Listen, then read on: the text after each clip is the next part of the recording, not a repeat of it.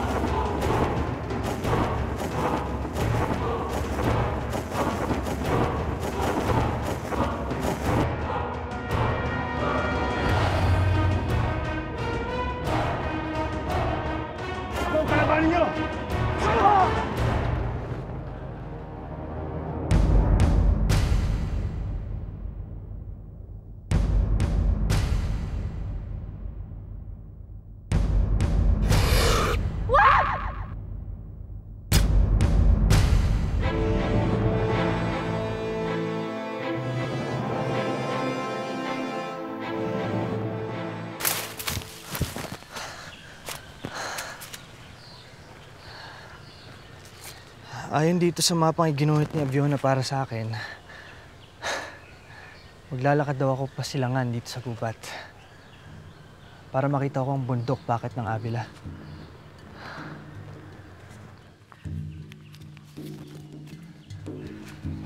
Sana may kasama ako mulawin para masigurado ako sa direksyong nilalakaran ko.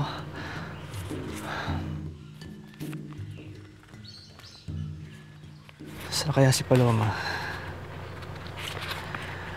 Sana kasama ko siya ngayon.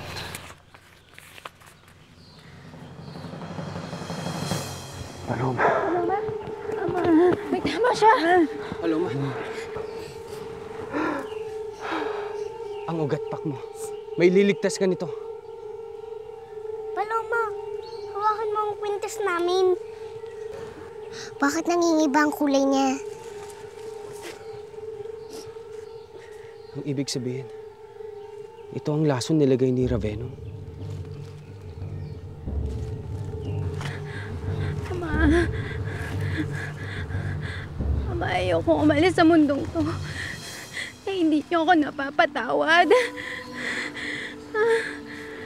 Paloma, sa ating dalawa, ako may utang sa iyo. Niligtas mo ang buhay ko. Samantalang ako pinabayaan kita ng panahon na kailangan mo ako.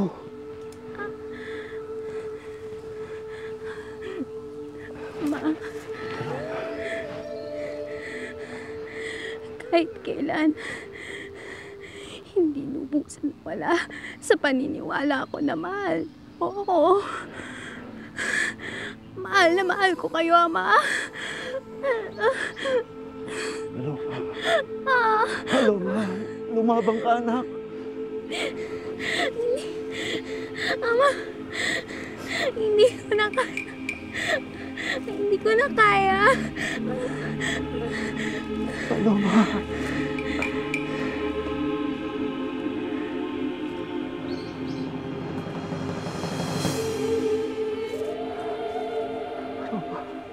Paloma. Paloma. Paloma.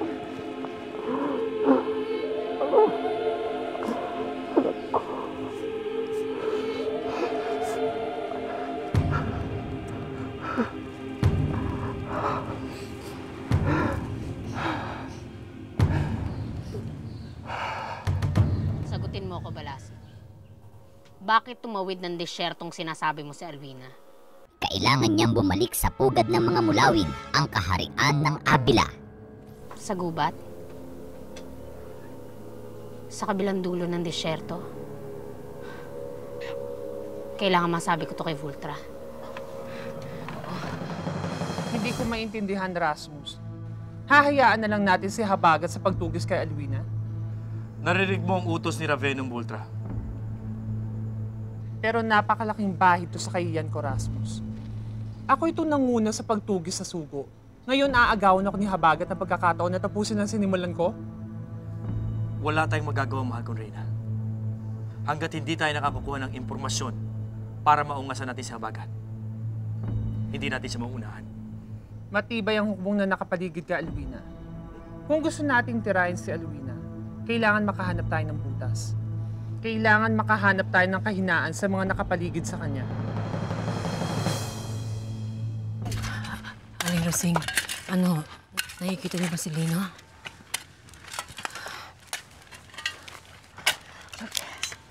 Naroon siya. Naroon siya. Mamaya ho, kapag pinagpahinga na sila ng mga Ravenna para kumain, tiyempo tayo. Ano? Dahil sa ikaw ang dating may-ari ng bukid na to, kala mo hindi ka na pwede magbanat ng buto? Trabaho!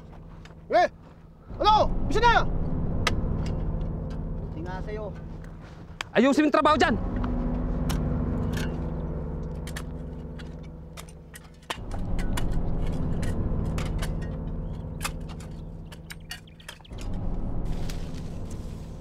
Paano ba ako mapapansin ni Fiona? Ano bang gusto ng mga babae? Mga bulaklak? Di pumitas ka ng bulaklak. Aray, matinik palang mga halaman dito.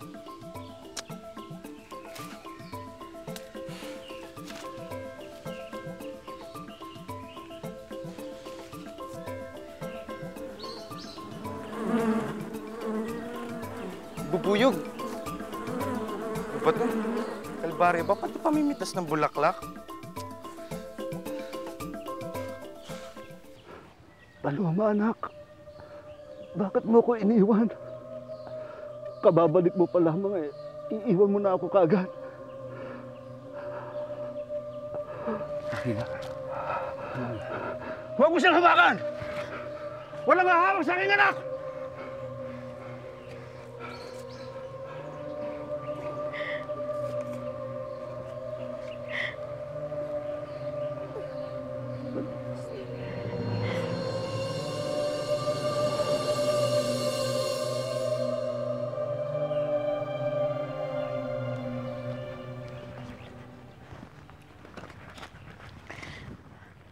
Gusto mo pa? Pwede na ho to. Ayos na ho ako. Lola? Huwag mo lakasan boses mo. Baka mapansin ka ng mga kawal. Lola, akala ko patay na kayo. Hindi pa, Lino.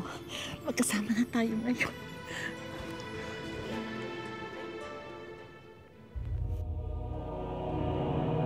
Napatay ng isang kawal natin ang anak ni Dakila. Narinig mo yung Pirena? Hindi naman pala sayang ang pakikipagtuos natin sa mga kutong lupang yan. Ito na ang pagkakataon natin para mabuwag ang puwersa nila.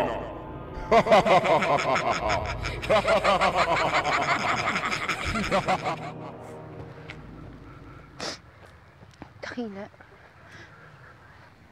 hayaan mo mabigyan namin ng maayos sa libing si Paloma. Kahit ngayon man lang. Mapagbigay-pugay kami kay Paloma sa paraan na narapat sa kanya.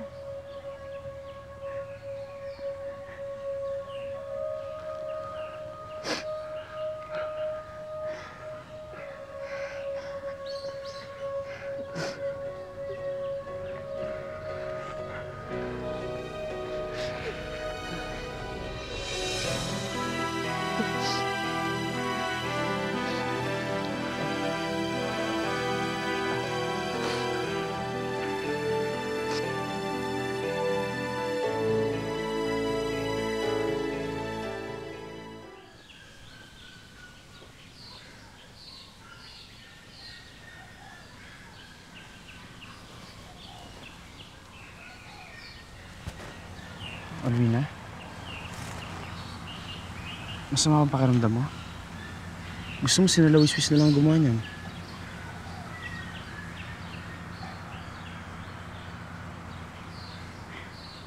Pakiramdam ko.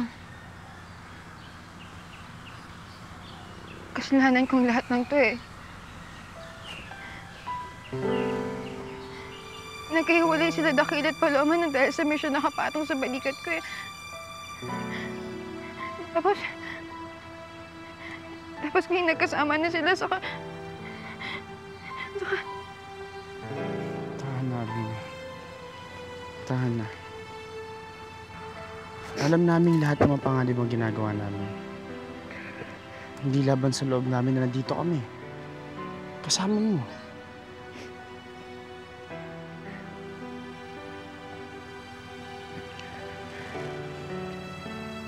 Halos lahat kayo napahamak na dahil sa akin eh. Hindi ko alam kung karapat-dapat ba ako para sa pagpapahalaga na ibinibigay niyo sa akin.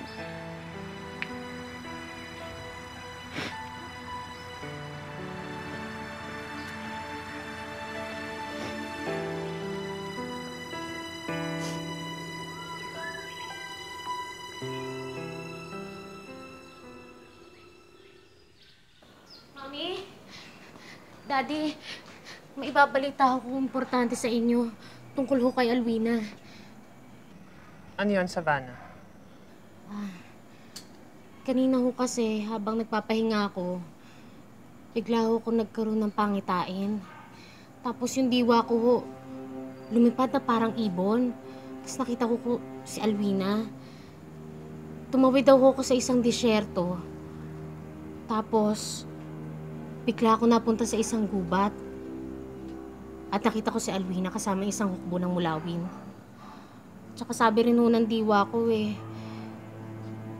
ayaw daw ho ng mga mulawin na kayo maghari dito sa mundo. Lumang balita na yan, Savannah. Kung totoo man yung pangitain mo huli na. Ang kailangan namin, impormasyon tungkol sa mga nakapaligid kay Alwina. Yung nanay ho niya, si Aling Lourdes, di ba nandito ho sa Tierra Fuego? Baka ho pwede natin ho sasaktan para magsalita. Huwag na nating isali dito si Lourdes, Savannah. Ang kailangan lang namin, makasilip ng kahinaan sa mga nakapaligid kay Alwina. Sige, ngayon mo ipakita ang mga pangitain mo. Ipakita mo sa amin ang kapangyarihan mo.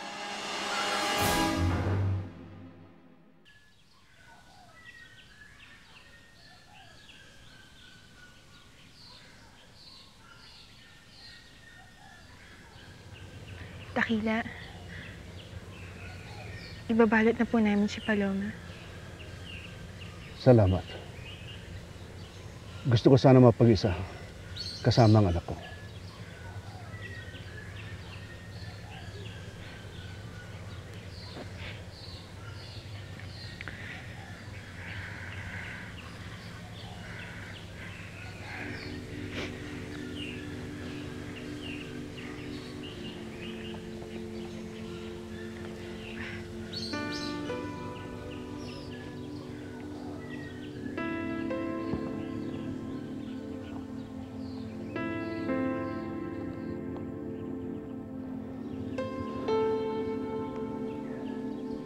Paloma, dahil sa mga tungkulin ko, hindi ko man lang nasubaybayan ang paglaki mo.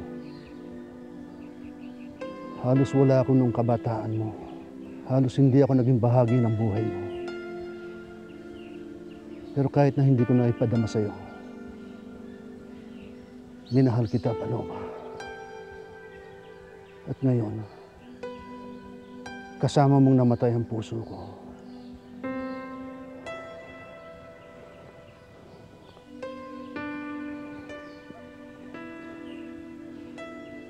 Ibaon mo ang puso ko kay Bathala. At pagkaharap mo na siya, ihingi mo ako ng tawad. Dahil hindi ako naging mabuting ama sa'yo.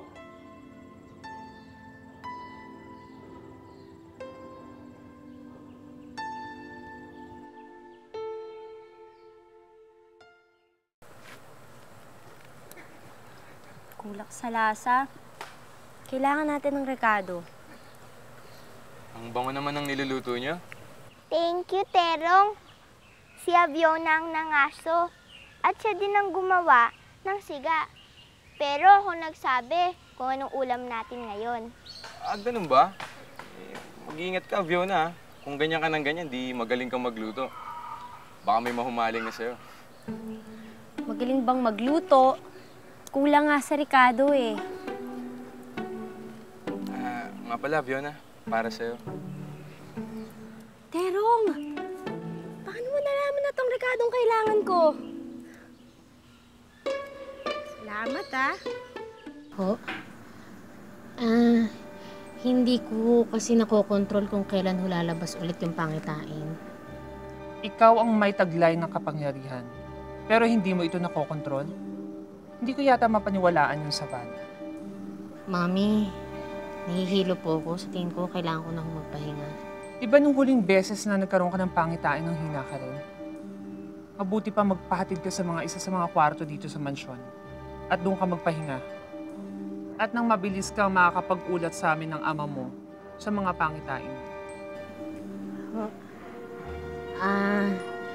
Mami, hindi ko kasi ako sanay sa ganitong kagarbong mansyon.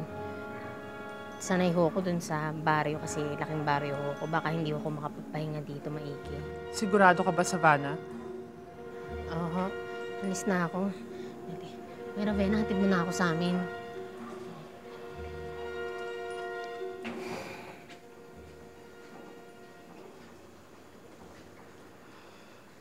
Voltra, naniniwala ka bang may kapangyarihan ng anak natin? Anak ko siya. Bakit hindi ko siya pagkakatiwalaan?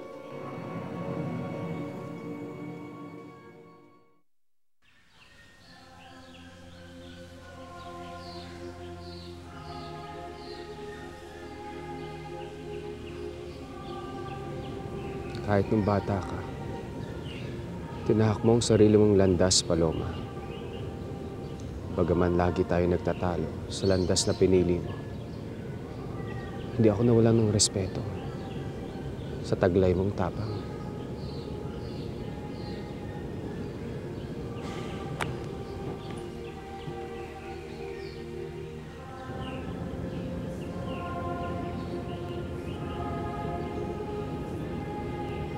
Utang ko sa'yo ang buhay ko. Utang ko sa'yo ang pagbalik ko sa mga kalahi ko. Ngayon sa paglisan mo, nais kitang pasalamatan sa lahat ng mga biyayang binigay mo sa akin.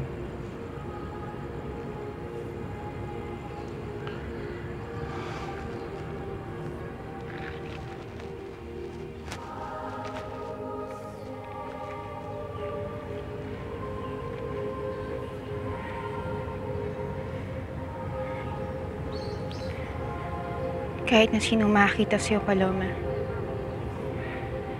agad na makita ang katapangan mo. At kahit na hindi tayo lubusan nagkakilala, nakakita kong malalim at malawak ang puso mo. Alam ko naghahanap ka rin ng pagmamahal. At sana ngayong kapiling mo na ang Diyos. Sana may ibigay niya sa'yo ang lahat ng hindi mo nahanap sa mundong ito.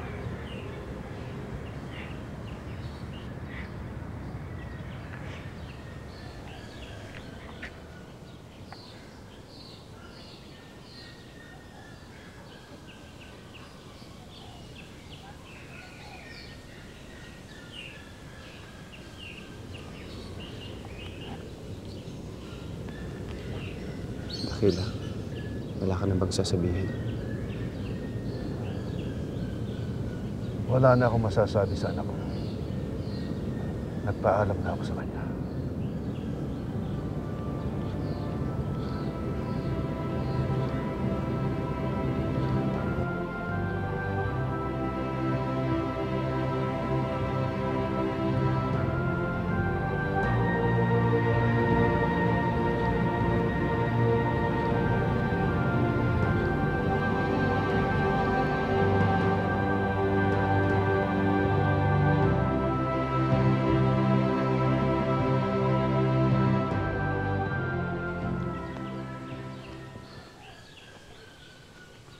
Kumusta ka na, Dakila?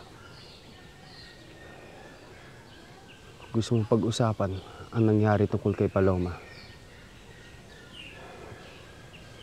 Tapos na yung bagwis. Bahagi na ng nakaraan. Ang pinag-iisipan ko ngayon, ang hinaharap. Anong ibig mong sabihin, Dakila? Hindi ko alam kung may silbi pa ako sa adhikain natin. Wala na ang puso ko sa misyon. Baka maging pabigat lang ako sa inyo. Narinig mo yan, Pirena? Maaari natin buwagin ang rebelyong ito. Dispatsahin lang natin ang tumatayong pinuno nila at mapipilay natin ang mga pesteng mulawin na yan.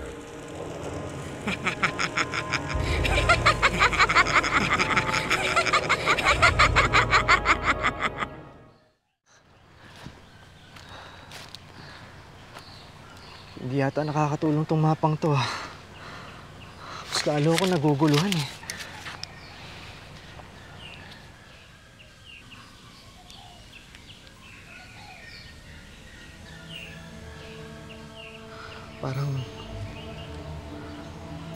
Parang alam ko na kung saan ako dapat pumunta.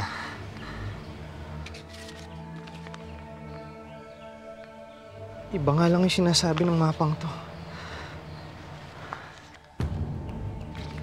Pero paano ko naman malalaman kung saan ako dapat pumunta? At bakit parang alam na ng mga pao ko kung saan ako dadalhin?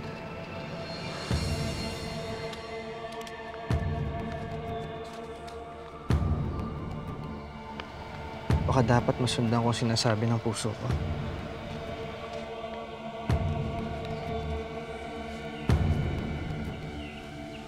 Kung may babalik ko lang ang panahon. Kung alam ko na napakaikling panahon lang ibibigay sa atin, aarugahin kita ng mas mabuti. Mula pagkabata mo, wala akong palalampasing pagkakataon upang ipakita sa iyo kung gaano kita kamahal.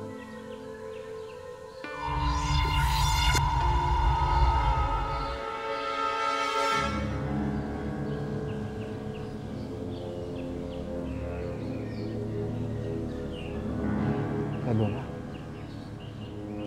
Paloma, anak. Aling Rosing, nagkausap po ba kayo ng lubusan ni Lino? Hindi pa. Pahingi pa nga ng kaning ipapamahagi para may dahilan akong balikan siya. Ito ho. Niiyak ka? Hindi po, wala po. Wala. Ayun nga eh. Kitang-kita ko na. Wala pa. Kasi nagtitimpi lang ako talaga kasi totoo niya nung nakaraang linggo kaarawan ho ni Alwina. Wala ho ako sa tabi niya. Hindi ko alam kung merong ibang taong nakaalala sa kanya. Tapos nakita ko kayong dalawa ni Lino kanina. Buti pa kayo, makasama kayo ulit. Hindi ko man alam kung nasaan ang anak ko. Gusto ko siya makita, gusto ko siya malakap. Tapos parang ako talaga natutulog yung puso ko sa pangungulila ako sa kanya. Hindi ka dapat mawala ng pag-asa, Lourdes. Magkikita kayong muli ni Alwina.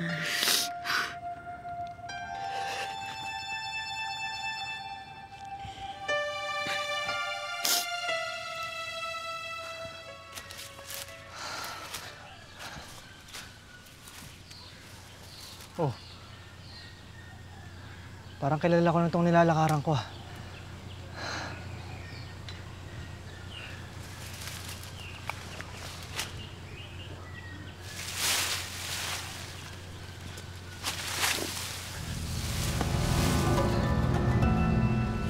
Sino yan? May tao ba dyan? Paloma? Paloma, anak. Nagbalik ka sa akin. Pinakinggan ni Bathala ang iyong hiling, Ama. Halika, maglaro tayo. Paloma! Paloma, sandali! Ulagat, Tuswis, narinig niyo yung sinabi ni Dakila? Oo nga, tinatawag niya si Paloma. Pagaspas, sunduin mo sila Bagwis. Susundan naman namin nila Wiswis Dakila. Hindi maganda ang kutob ko.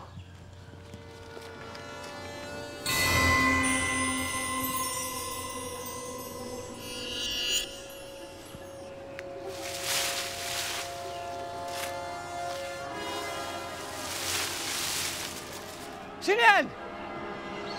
Pakita ka!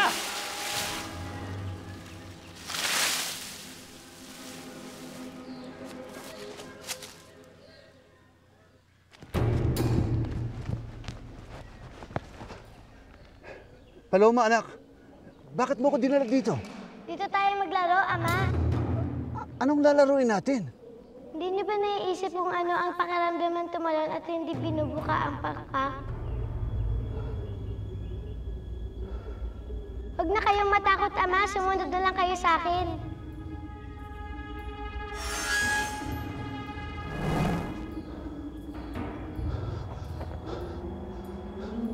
Paloma! Paloma! Halika na, Ama. Napakasarap pala ang mahulog. Susunod ako! Dakila!